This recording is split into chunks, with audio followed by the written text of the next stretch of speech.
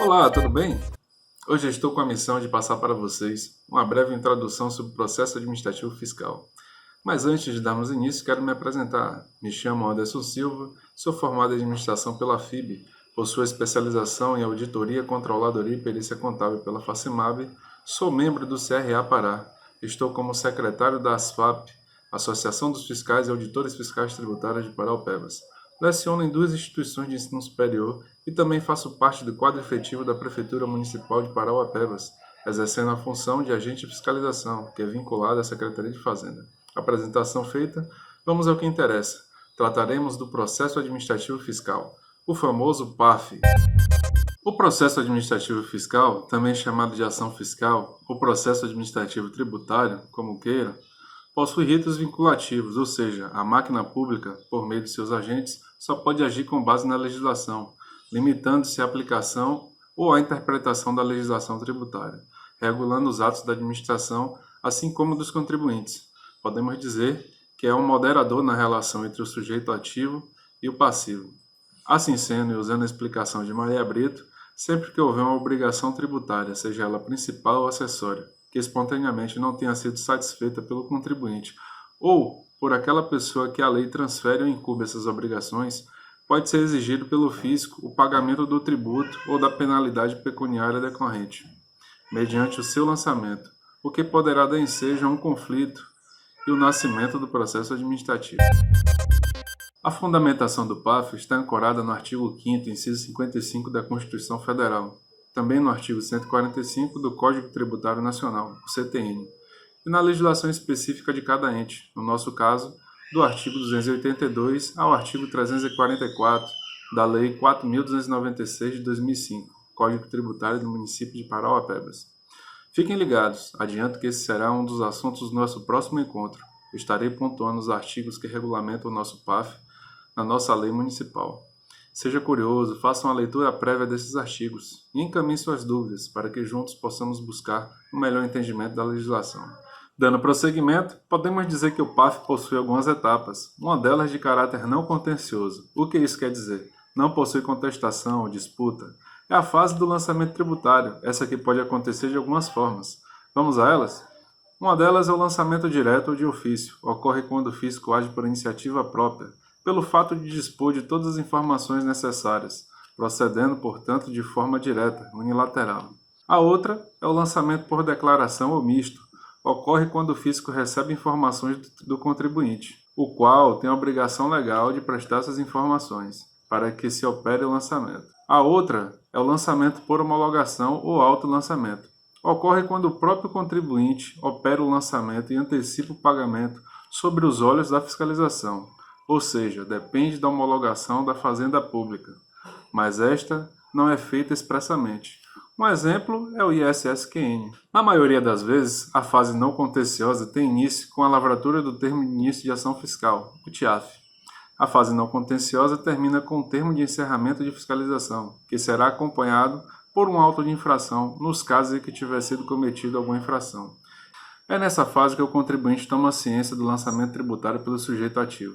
Aqui vale ressaltar que uma das principais características quando se abre um procedimento fiscal é a exclusão da espontaneidade do sujeito passivo, ou seja, não está imune a possíveis punições legais, perdendo o direito da denúncia espontânea. Já a etapa contenciosa dá-se início com o lançamento tributário, como vimos há pouco, geralmente de forma direta ou de ofício, por declaração ou misto. É nessa fase que o contribuinte pode achar injusta a exigência do crédito fiscal, podendo opor-se ao lançamento fazendo uso das vias administrativas ou judiciais, como queira, dando início ao contencioso administrativo fiscal. Nessa fase, o sujeito passivo, ou seja, o contribuinte, pode fazer uso do seu direito de impugnar o lançamento tributário, que no nosso caso, o prazo é de 20 dias, conforme Lei 4.296 de 2005. Vale ressaltar que nessa fase contenciosa, o ônus da prova no processo administrativo fiscal é sempre do sujeito ativo e não do contribuinte. Um critério imprescindível no auto de infração é a descrição clara e objetiva da infração, para não ensejar dúvidas acerca do lançamento, pois, sendo obscuro, com toda certeza há uma grande possibilidade do processo ser julgado em favor do contribuinte. Após a ciência do lançamento tributário, o contribuinte pode escolher entre recolher o lançamento ou proceder com a impugnação, que pode ser administrativamente ou judicial, assim fazendo uso do seu direito da ampla defesa e contraditório. Se for administrativamente, cabe o julgamento às instâncias superiores, que devem promover uma análise imparcial do PAF, podendo fazer uso de novas solicitações e ou buscar mais informações por meio de perícias ou provas para fundamentar sua decisão. É claro que dentro das competências pré-estabelecidas. Aqui abro um parêntese. Temos que atentar que existem determinadas situações em que a decisão em esfera administrativa será tida como definitiva. São elas: esgotado o prazo por recurso, seguintes à ciência pelo sujeito passivo, ou seja, o mesmo nem reconheceu e nem impugnou o lançamento. Sendo assim, o processo é julgado à revelia. Ou quando, em primeira ou segunda instância, o recurso é cabível e decorrer do prazo que o mesmo deveria ter sido interposto sem que isso aconteça. É definitiva a decisão. Não adianta alegar desconhecimento. Quando a decisão for desfavorável ao contribuinte e o mesmo não reconhecer o lançamento, o processo administrativo tributário culmina com a inscrição da dívida apurada no livro da dívida ativa. Gerada a certidão de dívida ativa, essa constitui título executivo, habilitando a fazenda a ingressar em juízo com ação de execução fiscal, com o intuito de receber o crédito tributário. Como vimos antes, o processo administrativo tributário tem seu fundamento na Constituição, no CTN e demais legislações tributárias, em especial para os municípios, o CTM de cada ente municipal, esse que regulamenta as normas específicas de cada um. Toda ação fiscal deve ser pautada pelo princípio da legalidade, haja vista que esse princípio é um dos pilares estruturais do Estado de Direito. Por força dele, a administração deve se submeter à vontade da lei, pois sua atuação está vinculada a ela. A Constituição Federal consagra os princípios fundamentais nos moldes do artigo 54, 55 e 78. Além do princípio da legalidade, outros são os princípios que norteiam o processo administrativo tributário. São eles: o devido processo legal, a ampla defesa, o contraditório e a duração razoável. Ainda, a Constituição contempla os princípios da administração pública em geral, contidos no artigo 37 caput.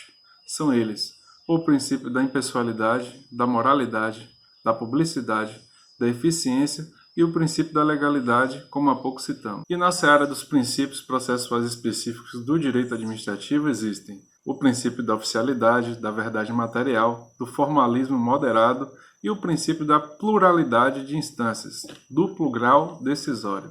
No próximo encontro, também vamos tratar um pouco de cada um desses princípios fundamentais. Costumo brincar com meus alunos sobre a teoria do leão na coleira, que por meio do PAF, a administração pública seria como um leão na coleira. Seu campo de ataque é limitado. Se a coleira se romper, é porque algo deu errado, com toda certeza. Brincadeiras à parte, vamos recapitular. Vimos que o processo administrativo tributário possui duas fases. A primeira fase não contenciosa, unilateral por parte do fisco. É nela que ocorre o lançamento de qualquer tributo por parte da autoridade competente e dá ciência ao sujeito passivo da obrigação tributária correspondente. O início dessa fase é marcado pela lavratura do termo de início de ação fiscal, TIAF, com a faculdade de iniciar-se por outros atos, tais como notificação ou intimação. Com a expedição do termo de encerramento de fiscalização, chega-se ao término da fase não contenciosa. Pode ser acompanhado por um auto de infração nos casos que tiver sido cometida irregularidade. Já a segunda fase do processo administrativo tributário tem seu início com a impugnação. Já na segunda fase do processo administrativo tributário, vimos que é a fase contenciosa, que tem seu início com a impugnação da exigência formulada no auto de infração, que deve conter a descrição do fato que configura a infração. Com o término do processo administrativo tributário, se houver decisão desfavorável em todas as instâncias administrativas em desfavor do sujeito passivo e o mesmo não atender, o crédito tributário será lançado em dívida ativa, podendo ser executado pela administração pública. Pois bem, o processo administrativo tributário é um instrumento de grande valor no que se refere a soluções de conflitos, pois é mais célere e menos oneroso tanto para o contribuinte como para a administração pública. Esse foi um breve apanhado do processo administrativo tributário. Deixe seu like, não esqueça de compartilhar, siga o nosso canal, mande seu comentário, ele é muito importante. Ficamos por aqui. Em breve estaremos juntos para tratar do título 3 da Lei 4.296, que trata do procedimento administrativo fiscal em Paraupebas. Comentarei também sobre os princípios que norteiam o processo administrativo fiscal e terei a honra de trazer um grande amigo especialista para falar um pouco sobre dívida ativa. Valeu, até a próxima!